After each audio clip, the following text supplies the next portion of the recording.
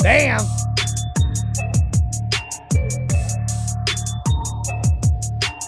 Jayson Waller, true underdog. All the underdogs out there, we have got a special guest for you today.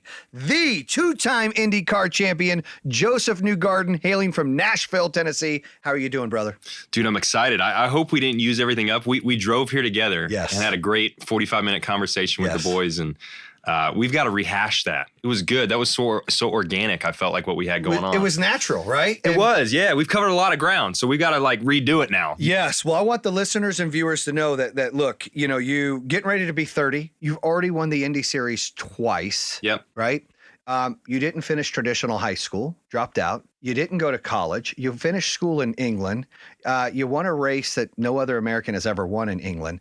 I want to talk a little bit about your history and story to give them the background. Yeah. And then I want to get into you and me, and let's collaborate again. Let's do it, Fair bro. enough. So Love it. You grew up in Nashville, Tennessee? Yeah, I grew up in Nashville, Tennessee, just north in a suburb called Hendersonville. Okay. Pretty normal suburban life. Came from a really great family. My father was in the picture making business with my grandfather. Loved racing growing up, but I played baseball and basketball, so kind of normal stick and ball sports, but always saw racing on TV, always wanted to be involved in that. But yeah, Nashville, Tennessee is where I grew up, and then the story kind of takes off when I was 13. I was always begging to get into racing in some way, and my parents just were super risk adverse. Getting a bicycle for me was actually hard when I was a kid. Wow. Had great loving parents, but they just did not want me to get injured. So how did you convince them at 13? Because I know you said before, you were begging to get into racing. Wow. How did you convince them? I mean, the salesman already at 13? I was relentless in my pursuit for it. Anything that I could get into that had motion or, could go fast or had anything about that, I wanted to be involved. Anything that I could tinker with. I loved engines. I loved the engineering behind race cars, Legos. I was huge into Legos, Connects, anything that had engineering behind it or how to build it or how to make it go quick. I was so drawn to that as a kid. So I think it was just my desire to really be a part of it. And finally my dad, because my dad's huge into racing. I grew up with it on TV. So it's not like he didn't like it. I just don't think he wanted me to be in that from a risk standpoint. He wanted me to be a center fielder for the New York Yankees. That was his vision. He's like, all dads want that. He's right? like, we're going to play baseball. You're going to be amazing at it. And I loved baseball, but I wasn't passionate about it. Yeah. I could tell I was passionate about racing. Even at 13, this is what baffles me. Yeah. It's crazy. And for the listeners and viewers out there, we always say there's a why, and you got to chase your why, and it's about passion. And too many times we get stuck doing things either our parents tell us we need to do, peers tell us what we need to do, teachers, family members. They always set this cycle of what it is. But when you have this passion at 13, you already know that's what I want to do. Correct? Yeah, 100%. And like I said, I loved baseball. I played basketball too. I loved competing. I knew I loved sports, but it wasn't the right competition area. It wasn't, I could tell racing, that's what I wanted to be a part of it. It had a different aspect to it than stick and ball sports. The engineering side of it was super interesting to me. So when you get involved in racing, it's the competition element of racing itself. You're trying to beat all the competitors around you and be the fastest on the track. But it's everything else that's involved with it that almost interested me. It's like, well, how is the go-kart built? What do we do to the go-kart to make it quicker? If it's hot out or if it's cold out, how do we adjust for those things? How do you work with a pit crew? How do you work with different people to get the most out of a race weekend and make decisions together? It sounded like you were almost addicted to the challenges that it included. It wasn't just let me go out and hit a ball. Nothing against baseball players out there, but this was so complex that it sounds like you were excited about all the different things you had to figure out on this, right? What I loved about it is the process. And I that can be used for anything. I think everything has a process, but the process of racing is so layered to me, and it's so unknown. People that watch the sport on TV, you watch race car drivers going around a track, you think it's just about speed, who's more daring, who's the quickest, and it's just about the driver driving the car. But there are so many other things that make a race event happen, that make the car successful, that make the driver successful on the day. And it's the process of going racing. It's how the car is built. It's how the car is operated across a race weekend. It's not just the race itself. You show up 3 days before the race, and it's how you show up that first day, how you practice, how you qualify, and then how you build a race car and then race the car on the race day. So it's a whole evolution through a race weekend. And I love that process. Now that I'm a professional at it, you're doing it at a super high level. You're working with a team of, 50 people at the racetrack. You got 4 different cars, and you're all trying trying to get the most out of that situation for each given weekend and beating 25 other competitors. And it's not just so much as, hey, I'm the best guy, I've got the most talent, so I'm going to rock up and beat these guys. Even the best dudes out there, they have to be so good at nailing that process and killing it for 72 hours. It's not just, hey, I show up on race day and I do a great job and I go home. It's I'm there 72 hours before and I am on it throughout the whole weekend and I'm killing the process every day. And if you do really well at that, everything lines up, yeah, you're going to win a race that weekend. It sounds like running a business. You got so many things there that you've got to scale and be really good at to, 4 different cars, the how is the pit going to work? How does practice go? Qualifying. You were 13. You told me last night that you would travel to Indianapolis all the time. Indianapolis 500 was a big deal. And your parents said, yes, you can get into go-kart racing. And then you started to be successful in that as you would go there every weekend. But one thing that you brought up to me last night that I think the listeners, they think it was just talent. People don't understand that there is a business element to this, to being successful in motorsports, where you had to, because you're a natural introvert, right? 100%. Yeah. And you didn't believe tell, that. Yeah. Right? I was like, no way. But I get it. And you had to learn, and I want you to explain to listeners that you could have the best talent in the world, but it was 20% talent, 80% you having that business form to sell yourself. Explain that to the listeners, how important that is in racing. Yeah, I mean, take this for example. Anyone that's watching this video, you say I have my arms crossed. I got to learn to not do that sometimes too. Yeah. That's part of the things I've had to learn is to be open, to be, projecting and to have a voice, to be able to represent a brand and to speak knowledgeably about a group of people. Because at the end of the day, as a race car driver, you're the representative. You are the quarterback for the team. You're the leader. Yeah. You have the owners, you have the sponsors and all that, and they're in a way the leaders too, but everyone feeds off that race car driver. So if I'm this shelled off person, you're the face. You are. You're everything. Yeah. The team literally hangs on every word you say for direction, whether that's for a race weekend or for development in the off season. I mean, we spend a lot of money in the off season trying to make our cars better every year. And every word that you say as the driver, that the team hangs on that as for direction on where are we going to spend our money? What direction are we going in?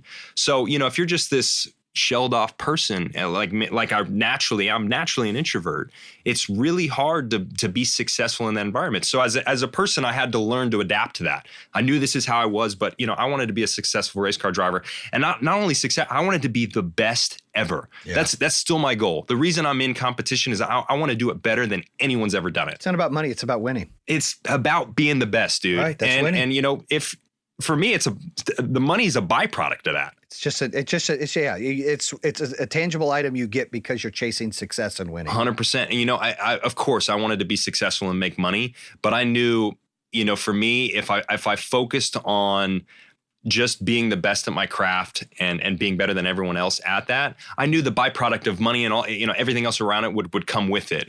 So I think if you focus on the right things, then all the intangibles that you kind of need, the money side of it all kind of follows suit. So, for me, it's focusing on the right thing. And I always told people this, I was like, hey, for me and my craft, the bread and butter is performing at the racetrack, being the right representative, learning how to be an extrovert and represent my brand, represent my company, and be knowledgeable about my team and my people.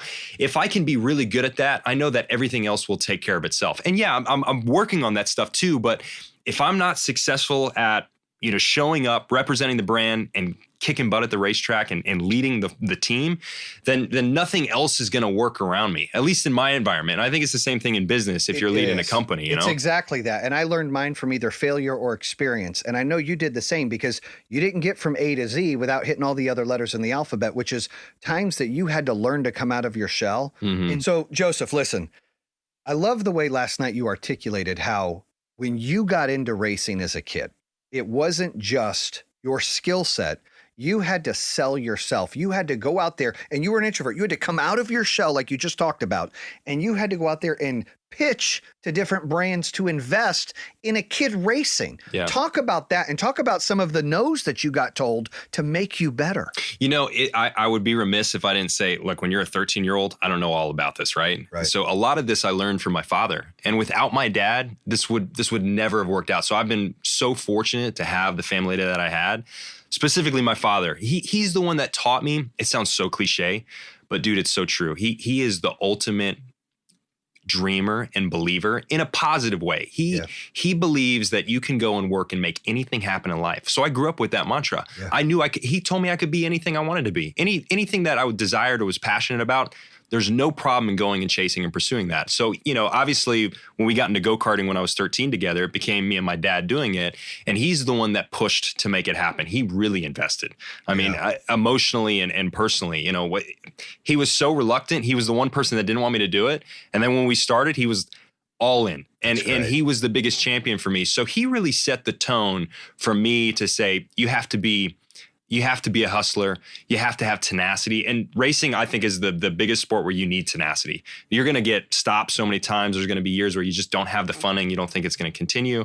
And that's when you have to keep pushing and trying to find it. So the story's a bit long with my career. I raced go-karts for 2 years, 13 and 14. Then I get into junior racing cars. You start figuring out, okay, I want to be an IndyCar driver one day. Where do we go next? And you start racing these little baby Indy cars, right? Mm-hmm. So I went to racing school, learned how to drive a formula car, which is what an Indy car is. And then you try and understand the system. Okay, what are the levels, And in racing, it's kind of like playing park league baseball to high school baseball, then to college. And then hopefully you get drafted into like AAA, and then maybe you go to the pros, right? There's levels to it. Racing's no different. You're starting with go-karts, and then you go to cars, and you got to work up the levels. So once I got into car racing, it was, all right, how do we find the money to really make this happen? Because it gets expensive. Mm-hmm. Racing is a sport where you have to have sponsorship. You have to have funding. The gas isn't going to appear out of nowhere. The tires aren't going to appear out of nowhere. The mechanics aren't going to appear out of nowhere. Someone's got to pay the bill, right? And most race car drivers don't have the means to do it. Most don't. Some do. If you're fortunate to come from the right background, or maybe your grandfather or somebody has the means to make it happen. And believe me, I was very fortunate. We had the means to start out more than others. So we could pay for go-karting. We could pay for those first levels of racing cars. But once you get to that point, you hit a wall and you go, man, to go to the next level and to keep trying to progress and get to the professional level, you need so much funding and backing that it almost looks impossible. You're like, well, how am I going to go sell myself? How am I going to make a business out of myself and maybe become a professional race car driver one day? A lot of the way people do it is through an investment vehicle. You have to get people to invest into yourself as a business. And so you hear a lot of success stories for race car drivers that made it and had a 20-year career, that they found people to invest into them. And they took on a big risk, but they sold them the idea that, look, I'm worth this risk. We have a plan in place. And if we stick to it, we can make it to the professional level. And that's really what happened with me. There was an investment vehicle that got put into place, created a company, essentially. People invested into my future, and trying to fuel that excitement for the potential and the growth.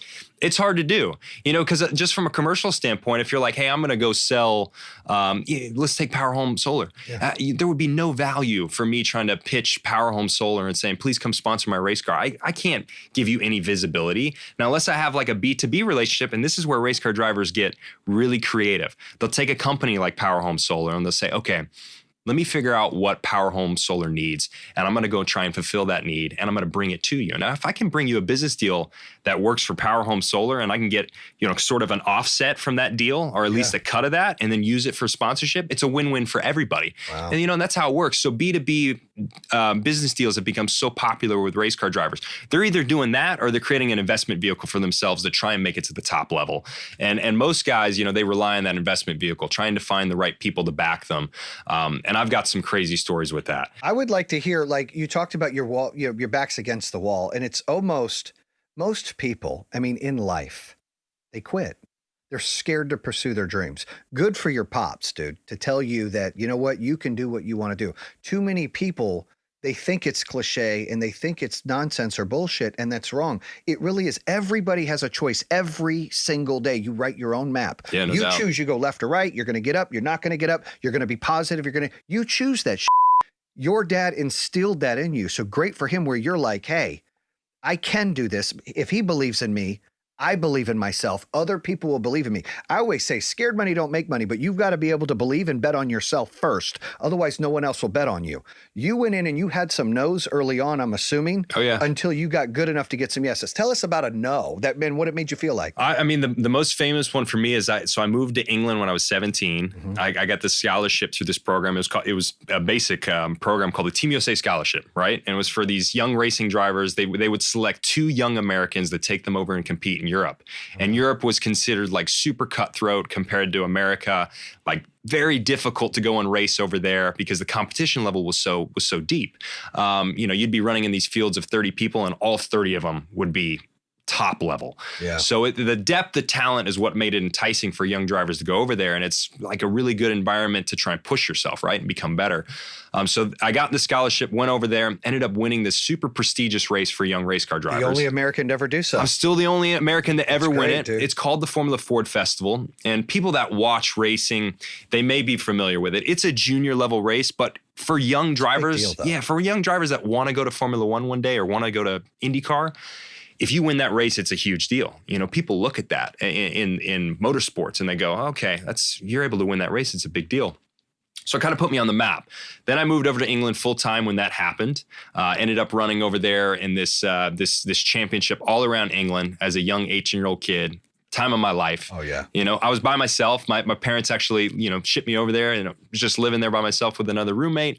I think I was actually still 17 at the time when it started and did really well in that year. It was 2009. Ended up finishing second in the championship. Just missed it by a little. And so that can be a little bit of a deterrent. You don't win the championship. Sometimes it's hard to move up to that next level. Mm-hmm. And so I had my eyes on moving up to the next level, but I just didn't have the funding.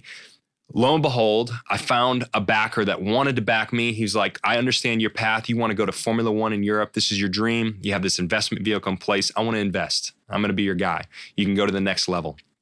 Worked on this deal for like 2 months with this backer. Everything in place, went to the race team for that next year, built a seat, got to know everybody, got to know the mechanics, got to know the team situation and environment.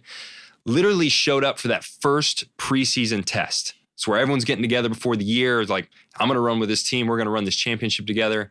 This is the team I'm running with. Waiting for the check to clear. Had contract signed, the whole deal. This guy's like, no, we got it. The check's going to come. It's going to hit the bank account. And the team's like, no, for sure. Sitting there on the test day, he's like, it's going to clear this morning, 10 a.m. No check. This guy goes silent. Had contracts, everything. Just completely falls through. And there I am at the last minute. The season's about to start. I have no funding in place. It never cleared. This guy completely fell through on me. What does that feel like? I mean, the stomach's dropped right now, right? Yeah, you feel helpless. You know, what are you going to do? But you have to. How old are you? 19 at the time. 19 years old, working this deal, get a backer, go show up, checks clear, and you're like, this is kind of like, I just want to race.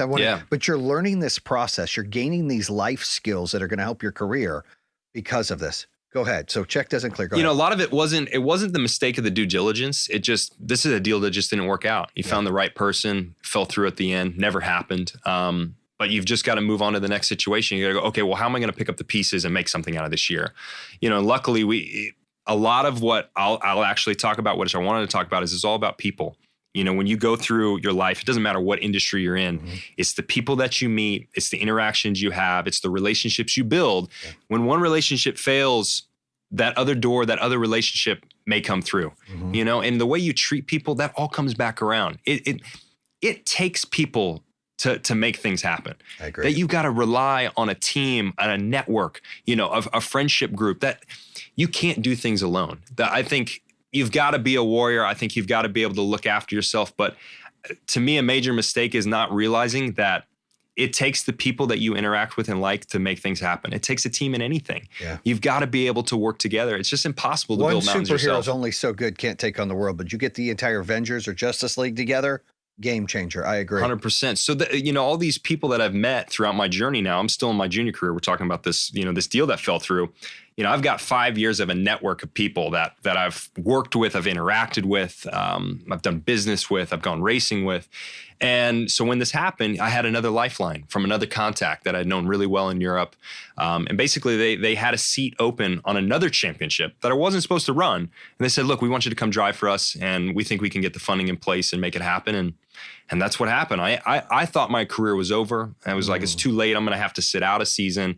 It's going to be a huge bump in the road for me. And I don't know that I can recover from it.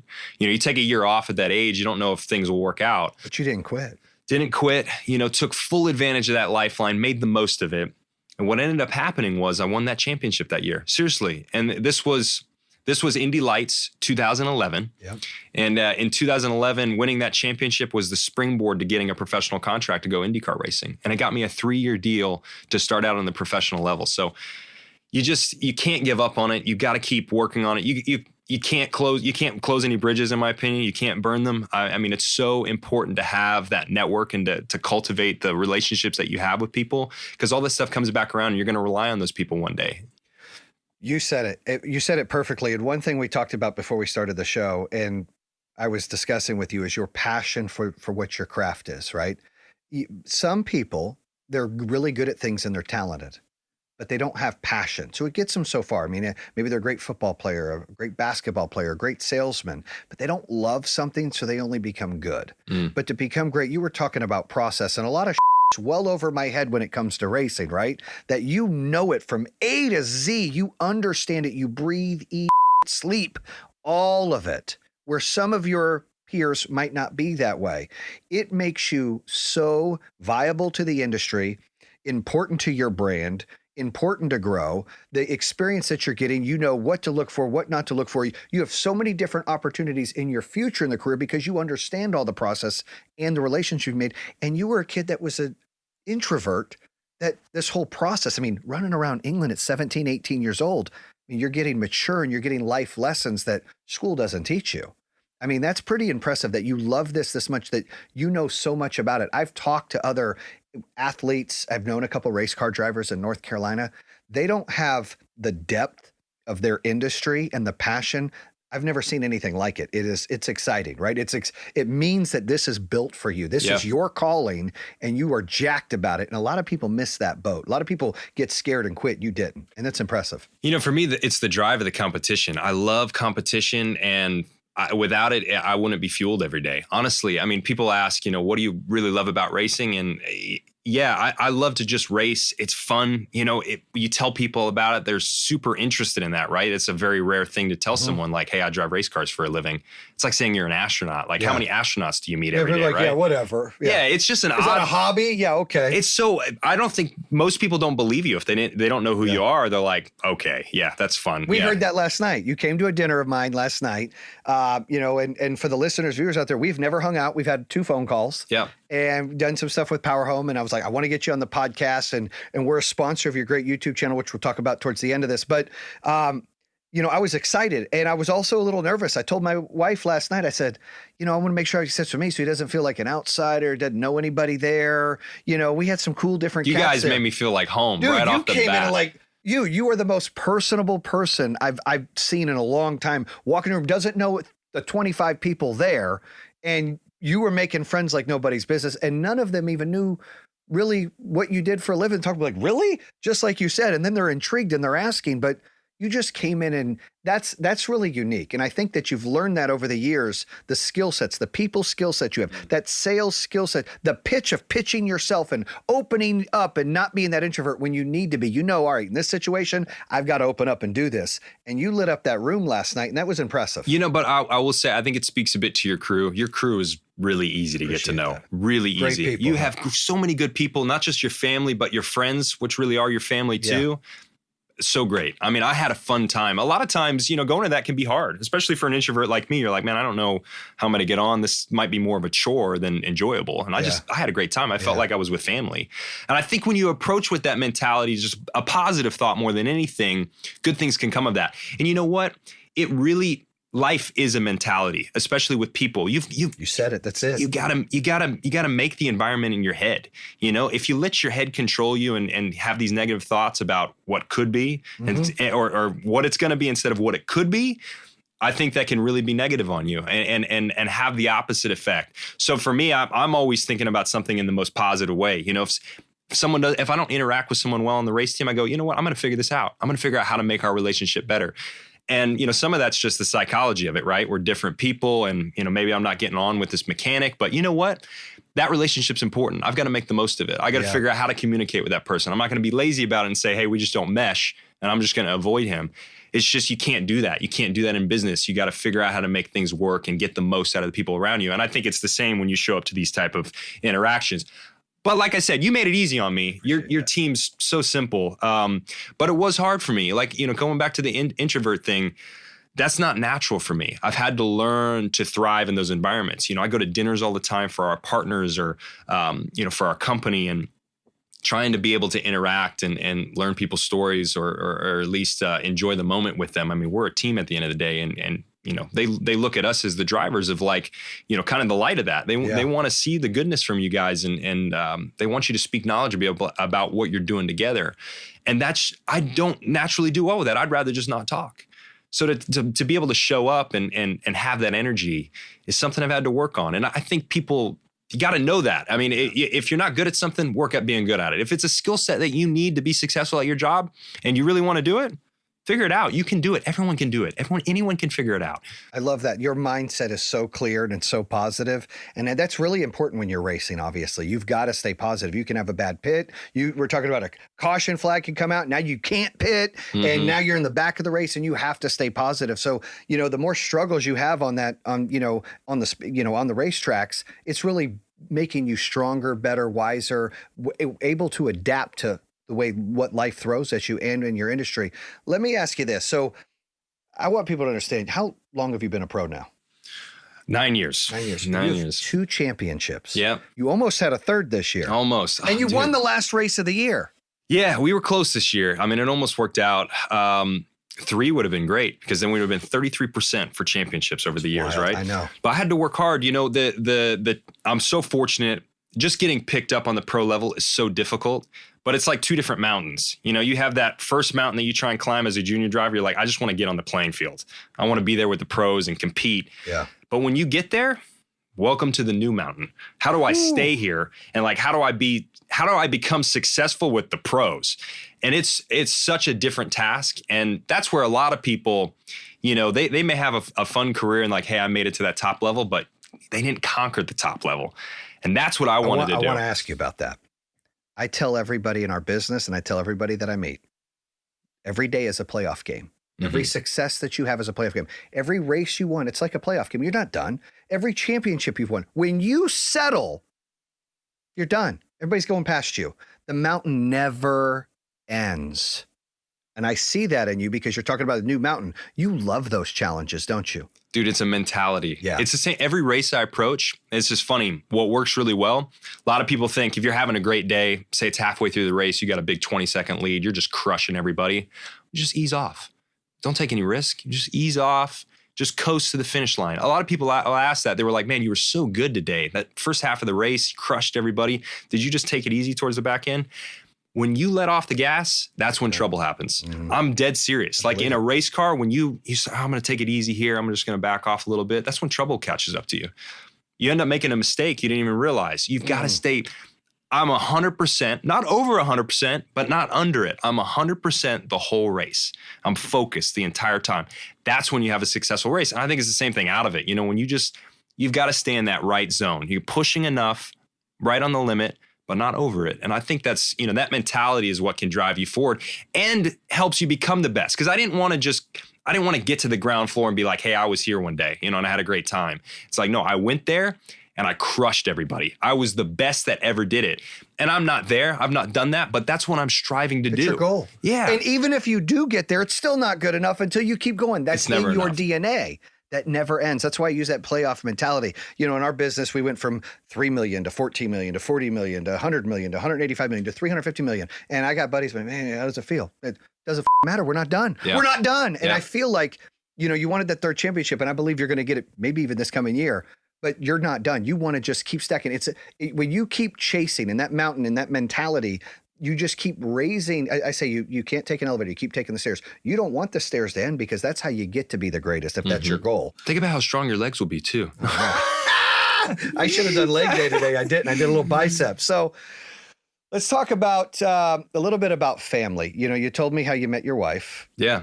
That was one of the coolest stories I've heard in a long time. And you had all the ladies behind us like, oh my God, he married a princess. Like, talk about that. I thought that was so phenomenal. Very unorthodox. Yeah. It's like not a normal story. It is cool. It's kind of a hard one to describe. It's not, it is and it isn't. So I met my wife at Disney World. Mm-hmm. She was cast in entertainment. So she was very close friends with the princesses, which is kind of like insider speak for she was one. You know, she used to play a princess.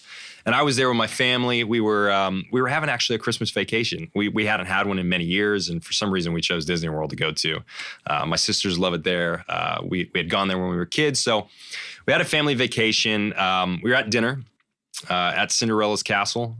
I don't know what these listeners are going to think of this, but I think it's so cool. So what happened? So we're having dinner at Cinderella's castle. Ashley, my wife, she played Ariel, and I was 20 at the time, and of course I'm super interested in, the princesses, and they're all pretty and they all seem super nice. But there was this one that just was so captivating to me. I'm like, and it wasn't just because she was dressed up as a princess. I'm like, who is this person? Like, because I know, she's just a character and she's just playing the character. I'm like, who is this? And everyone at the table knew, because we had this really cool interaction. I say she struggled to stay in character. Ashley would disagree. I think, we had a fun conversation going. So anyways, end of night comes and I'm like, well, how can I meet her personally? I don't want the interaction to just end here. And that's like impossible. Like, there's a lot of security measures for. Yeah, you're not going to leave the park and just figure out who these women are that are playing these characters. So I'm like, well, how can I contact HR? Like, there's got to be something clever I can do to figure out who the heck that person is. And so I'm like searching online, like trying to come up with a strategy. I'm like, how am I going to find her? 2 hours in, I'm like, this is impossible. Like, I'm never going to locate this person. It's just not going to happen. 2 hours later, lo and behold, get an email in my inbox. It's like midnight, the same night. I just met her like 3-4 hours ago at dinner. It's from Ariel. She literally signed the email from Ariel. I'm like, you got to be kidding me. So now I know who it is. And I'm like, well, how did she find me? How did she get my email? Lo and behold, I don't think I've ever told this story on camera, but my dad ended up being like the ultimate wingman. The matchmaker. He was the matchmaker. I mean, my dad, who helped make my career happen, also helped me meet my wife somehow. He paid for the dinner, and he had put down my information. He put down my email, and I think he told the server, he was like, please, She please. emails you and you guys. She emails me. We start emailing for 2 to 3 weeks, like we're, sending love letters to each other from the 1900s, like early 1900s. It was like an old school, new school process. 2-3 weeks in, flew back down, took her out on our first date, and the rest is history. Found out she had a different color hair, though. Yeah, I picked her up.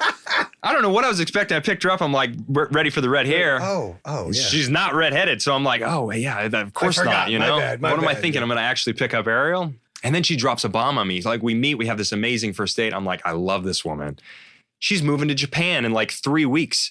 I'm like, what are you talking about? You're moving to Japan. She's already signed a contract. She's ready to go over there. So then I had to travel to Japan to basically date my future wife. So crazy story. That is a cool story, though. And I said something to you last night. I said, well, dude, that's going to be great to tell your kids. And you don't have kids yet. But I want to emphasize before we wrap this episode up. We were talking in the car. You were asking, hey, what's it like having kids? Because you get nervous. Anybody that's not a father, you're nervous to be a father. Anybody that's not a mother, you're nervous to be a mother. And I explained to you, it is game changing. It is life changing. It is when you know that there's a God, when you look at your child and you go, wow, that's mine. You said some things in this interview that made me really want you to think about this. I would challenge you to think about this and go home to your wife and talk, right? I'm not saying go make babies, but listen, right? Or whatever. It's fun trying, but listen. You had a great father who instilled great things in you. You talked well about your sisters and your mom. You have a great family. You saw that. You saw how he stepped up to be the matchmaker. You saw how impactful that was. You are mesmerizing when you come into a room, the way you carry yourself. It's, when I conversate with a lot of people, I've told you this last night, the depth of the conversation only goes so deep sometimes. It doesn't mean I'm smarter than everybody. It just means that sometimes I'm like, I'm struggling to You spoke to all walks of life last night and had in-depth conversations with people. So you are able to adapt to any of that. And for some of the credentials that you saw and talked about your family, especially your dad stepping up, I think you need to understand that you would be a great father. You've got a great story to tell. You've got great experience from your dad that you can carry on that kind of emotion and love. Dude, that right there, it shows it. I mean, you are so appreciative of your father. That's the kind of thing that what you saw him do for you, that you could do for your children. I'm telling you, it's next level. I need that. Honestly, it's funny. This is like turning into a friendship more so than just hey, us, catching up and working together and all that. But you need that. I think you need people in life because the tough thing for me is the process of trying to vet that out. You cannot fully vet out that future, that potential future, it's right? Hard. You're a white and black guy because you make a mistake, your car wrecks, you have issues. So it's hard for you to do, but I'm telling you. I overanalyze everything. Yeah, I'm like, hey, okay, a race is about to happen. I'm going to analyze every part of that race and how it could go before I actually do it. And, with trying to have a family, you can't do that. I think you can, you try and make the right decisions. You find the right person, the love of your life. And you guys have got a wonderful story. I mean, how cool is that? It's a cool story. I believe in love at first sight. I believe in fate. I mean, I met my wife in high I didn't school. think I did. I didn't know. I mean, I'm a 20-year-old kid. You don't know till you know, right? And then it happened to me and I'm like, man, I think that may be true. Because that's what happened with me and Ashley. I'm like, I loved you as soon as I saw you. And I never loved a girl before. I didn't focus on girls. I was focused on racing. Never had a girlfriend before. Never a long-term commitment. And she changed it like that. And I've never experienced that. And I would never have believed like, hey, you can just love someone by seeing them. It's like, that's got to be lust or something else, And it wasn't, dude. It was like, man, I saw her, fell in love immediately. Can't believe it. So the first time I met my wife, I was in weightlifting class. I never have told this story on camera either. Okay. And pulling it out. Yeah. And I was in 10th grade. She was in 9th grade. I thought I was pretty cool and slick, but I look over and there's this girl here in phys ed, and she's, staring at me and I'm staring at her. I'm like, damn, I mean, I'm like drawn to her like never before. I've had lots of girlfriends. I didn't feel that way. There's a weird, kind of like what you're talking about, attraction there. It's like a pull. I'm like, okay. So we go to lunch and I'm trying to play it cool. Her friend comes up and is like, hey, my friend Elizabeth wants your phone number. Like, sure. This is before they had like cell phones. Okay. We had beepers. Okay. And so I give the phone number and, wave or whatever. And I go home. Well, I have this piece of car. I mean, me and you going to dinner and having a few drinks costs more than my first car. My car was an 84 Dodge Lancer, piece of shit, 12 colors. I mean, it was bad, but it was mine. And I was 15 and I lived in this trailer park called Southbrook. And I'm over there and I'm cleaning and armor-rolling my piece of shit car. And I mean, I'm, I got hubcaps. I'm cleaning the hub. I'm doing everything I can because I love my car. My old man, without a license, I could drive it in the trailer park. It was no big deal. A couple of hills here, whatever. So I was all jacked up. Well, while I'm cleaning my car, jamming to some music, my mom comes out with a portable phone, not a cell phone, and says, hey, there's a phone call. I'm like, oh. I answer it. It's her friend Carla going, hey, you're not going to call Liz? Because she gave me her number. I said, I haven't had a chance yet. Sorry, because we swapped numbers. I'm messing with my car. Well, I go to a party that night, and on the way to the party, we get in a car accident. My buddy's driving. We get in this bad truck accident. He's a little jacked up. I get brought home from an ambulance. I'm okay, but it was just a wild accident. Yeah. I get home. This is when long distance was super expensive. My wife, Elizabeth back then, calls me from Virginia, and I happen to answer the phone. I'm like, yeah, I was going to this party. We talked for like 6 hours, and I knew. And the first time that 6 hours, 6 hours, long distance, Virginia to North Carolina on the phone back in 95. I knew after school came that week, she walked me to the top parking lot and I kissed her. I got in the car with my buddy Benji and I said, I'm going to marry that girl. And he said, man, you're full of shit, man. I said, nah, dude, there's something about her. Lo and behold, we got 4 kids, grandkid. We've been together, on and off 25 years, but married for almost 20. Yeah. And, I'm here to tell you that does happen. And when you know, and, we struggled having kids at an early age and you adapt and you learn things. And it is the scariest thing. I'm like you, I overanalyze everything. And if there's not a process, it doesn't make sense to me. And if I don't have a plan, I have to see 30, 60, 90, 6 months, a year, 2. I have to see everything. I look very deep. It's not short-sighted for me. You're the same way. The way you're talking about things, I can tell you're like, look at it. So it's hard for you to envision, what does that look like to me as a dad? Because you have no idea. It's something that you're like, I don't even know how to fathom that yet. I'm here to tell you that, I have 4 wonderful kids. 3 were, and 1 was planned, and she throws it in their face. I was the only one planned, right? It was our second one. But I'm here to tell you that there is always a plan, and whatever happens, I think that you and your wife sound like you guys would be fantastic parents, and you would really make a difference in being able to instill what your dad instilled to you, to instill to your children and give positive outlook. It's good for you to tell me that. I need that every now and then, that perspective. It's hard. And I love that. What I like about that challenge is the greatest challenge, because then it's still not enough. It's like, oh my goodness, I'm still chasing this, but wow, I got to do this. It just feeds the fuel, dude. I love that. I hear that so much too. Everyone that I've talked to only speaks positively about it. So I believe you. 100%. And taking your kids to Disney. Hey, mom used to be a princess. I mean, it's pretty gangster. It is a cool story. So listen, how can people follow you? I want to talk about your YouTube channel. Bring that up. Let's talk about that real fast. Yeah. So I started this early in 2020. We wanted to do something new. You know, that it's hard nowadays. There's a lot of forms of media. Everyone's got so much out there. And for me, I was like, you know what? No one in racing is really doing this behind the scenes look. So some teams started dabbling in it, but no race car drivers have really done this like behind the scenes throughout a race weekend. Yeah. I'm like, it'd be so cool. Like people follow us, they watch the results online. You know, we have different publications that show practice, qualifying, the race. People are always following throughout the weekend. Then they watch us on TV, you know, they see the race. I'm like, well, it'd be so cool for people to just have that inside look each day of the race weekend. Normally you show up for Friday, it's practice day, Saturday's qualifying, Sunday's the race. I'm like, let's film every day and just give people, you know, a 5 to 10 minute cut up of what we did. And the next day they can see what happened yesterday. And so that's what we did. We started this at Mitt One, which we thought was kind of cool. You're like getting an admission ticket to an event, you know, and you get you get to see the behind the scenes of it. And so we're trying to grow that. And honestly, we've had such good reaction. People are just like, this is so cool to see a little bit more. We already loved watching the race weekend. This just gives us this better access that we didn't have. So yeah, we started that early this year. We're going to just try and grow it, try and make it better. And give people that insight that they wouldn't have normally had. Becomes more real to them. Like everything you guys go through, not just getting in and racing on Sunday.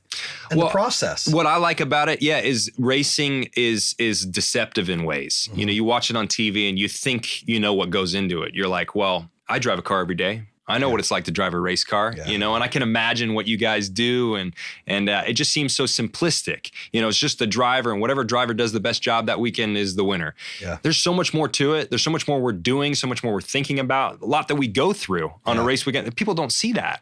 So it's really fun to try and give a little bit. You know, you're not getting the full perspective, but way more perspective than you would have had before. And I think people appreciate that look that they wouldn't have normally had. I agree. They can find that on YouTube. Just admit one. Yeah. So, search my name, Josef Newgarden. It's really easy. I'm Josef is my first name. People need to know that. But honestly, you just type. That's a cool way to spell it, by the way. I got one of those names. You type in my name on Google, nothing else comes up. Like there's no other Josef Newgardens out there. So I guess that's the one thing. It's kind of an unorthodox name, but no one else has it. So you search that, you'll find my YouTube channel, you'll find all my other channels. But YouTube is where, you know, I really want to put some effort in, and it's been fun. You and me are teaming up on it, trying to get that word out. We just got to grow it. You know, you start something. The hardest thing is just starting it and continuing it, you know, and it speaks to business too. You know, social media nowadays, it's a lot like that. Like it's hard to find a lane and grow it. And people, they end up starting and they're like, they do it for a couple months and they're like, oh man, I'm just hard to get traction. And they just stop. And it's the worst thing you can do. It's like you have to keep going. And it might take you a couple years. It may take you 5 years, it may take you 10 years. But if you're passionate about it, you'll get there. You'll get there. And you got to stay relentless. That was actually my hashtag this year, was relentless. Hashtag no filter. No filter. Remember last night? Organic, natural. That's right, baby. Check out these brows. Yeah, shout out to Lash Lounge in Birmingham. She was there last night. She's got a great company. Go see her. Yeah, she does. Yeah, she's good. Well, Josef, thank you so much. I agree on the friendship thing. Thank you for giving the tips out there for people to understand that they got to have tenacity to follow their dream. They got to be passionate. They can't take no for an answer. You can't let yourself be an introvert control your destiny. My man Josef here said, nope, not having it. Came out of his box. Found a way to make things happen, even when the cards were stacked against you. You've got a wonderful story, wonderful family, wonderful business. I wish nothing but the best. I called it last night. There's going to be a day in your future that you race and win the Indy 500 and you fly and race and win the Coca-Cola 600. I believe it, brother. That's going to happen. I truly believe that. I love that. It's been a goal of mine, actually. That would be to fly the helicopter like Tony Stewart did. If you're calling it, I want to do it. I want to do it. Just make sure I get to come to the pits to see. You're a part of it 100%, Jayson. Thank you so much. That's a wrap here on True Underdog. Check out Josef Newgarden, baby. Bam! That concludes another episode here on True Underdog. If you're interested in hearing more, make sure you subscribe at iHeartRadio, Spotify, Apple Podcasts, or the YouTube channel. You can always visit trueunderdog.com, subscribe to all of them. Make sure you check out our newest episodes coming out on Mondays and Thursdays. True Underdog, baby. Bam!